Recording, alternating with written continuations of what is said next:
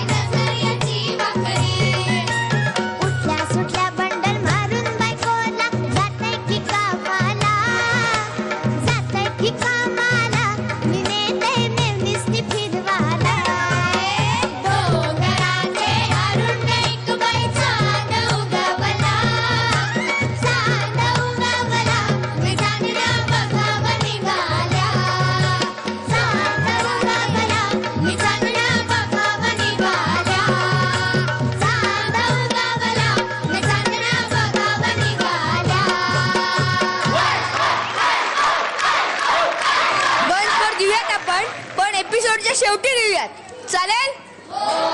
आजोबा कसं वाटलं गाणं? खूपच चांगलं वाटलं गाणं. थँक्यू.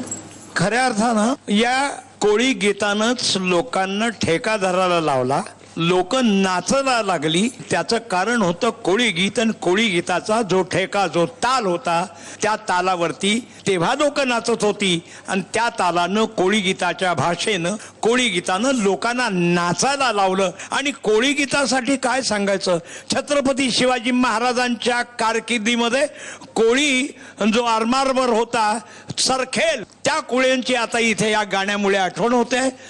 पुन्हा एकदा त्या सरखेच्या नावानं आपण टाळ्या वाजवूया. तुझं गाणं खूप छान झालं, तू सुंदर गायलीस. आणि आजची सगळीच गाणी एकदम उडती आणि छान छान कोळी गीतं मी पहिल्यांदा ऐकली, एवढी कोळी गीतं एकत्र. आणि मला खूप आनंद मिळाला त्याच्यामध्ये. ह्यांच्याकडनं खूप छान आम्हाला शिकायला मिळालं दोघांनाही, की याचं मूळ काय किंवा कुठनं आलं आणि कसं वाढत गेलं. तू खूप छान गायलीस. आणि याचं श्रेय मला वाटतं तू चष्मा घातला नाहीस म्हणून तू जरा जास्त तुझ्या इनोव्हेशन्स जात आहेत. आणि तू छान नाचतेस, छान गातेस, छान एक्सप्रेशन्स देतेस. खूप छान. All the best. खूप सुंदर गायलीस. भाग्यश्री, तुला माहिती का हे गाणं कोणाचं आहे? हे गाणं आहे वेसावकर बंधूंचं.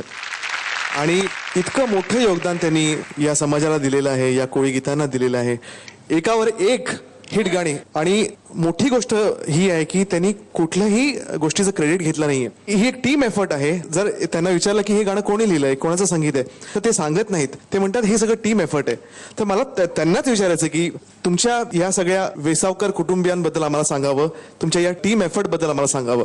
तुम्ही कसे कंपोज करता, तुम्ही कसे गाणी लिहिता आणि इतकी गाणी तुमची पॉप्युलर झाली, ह्याचा राज काय? आमची सर्व ही वेसावकर मंडळीची गाणी आम्ही जेव्हा कंपोज करतो तेव्हा आम्ही सगळेजण एकत्र बसून कंपोज करतो आणि एकत्र बसून लिहितो. ह्यामध्ये होतं काय की प्रत्येकाच्या डोक्यामधनं काय काय विचार आहेत वगैरे ते सगळ्यांचे विचार एक्स्ट्रॅक्ट करून आम्ही फायनल एक कंपोजिशन बनवतो आणि ते सगळ्यांच्या विचाराने, सगळ्यांच्या संमतीने ते प्रेक्षकांच्या समोर येतं आणि ते म्हणूनच हिट होतं. हे एकाचं किंवा दोघा तिघांचं असं इफोर्ट नाही आहे. त्यामुळे हा आमचा प्रयत्न आहे, तो आतापर्यंत लोकांपर्यंत पोहोचलेला आहे आणि तो खूप हिट झालेला आहे. क्या बात. सा